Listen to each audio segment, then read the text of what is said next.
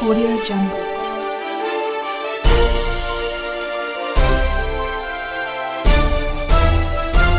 Audio Jungle.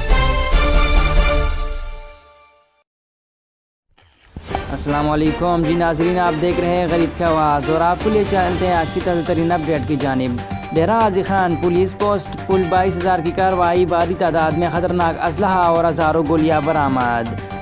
5 30 bore, 4 Kalashnikov, 4 rifle بڑی، 4000 ammunition, 14 magazine.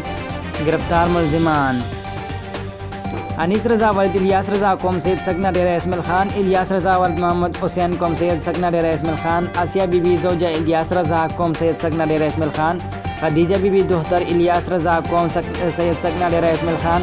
ملزمان گرفتار، مقدمہ درج۔ تونسہ شریف ریسکیو 11/22 تونسہ کی جانب سے بھی دنیا بھر کی طرح ابتدائی طبی امداد کا دن منایا گیا۔ ASI مجید تانا گارڈن ٹاؤن لاہور نے ابھی تانے کے اندر خودکشی کر لی۔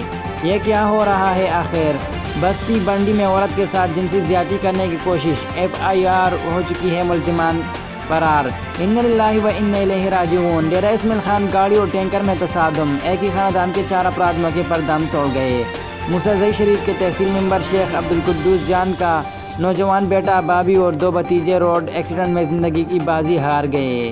ڈیرہ غازی خان زریاب قتل کیس میں عدالت نے سابق SHO CIA اسٹاف رؤوف نواز ملک کو باعزت بری کر دیا۔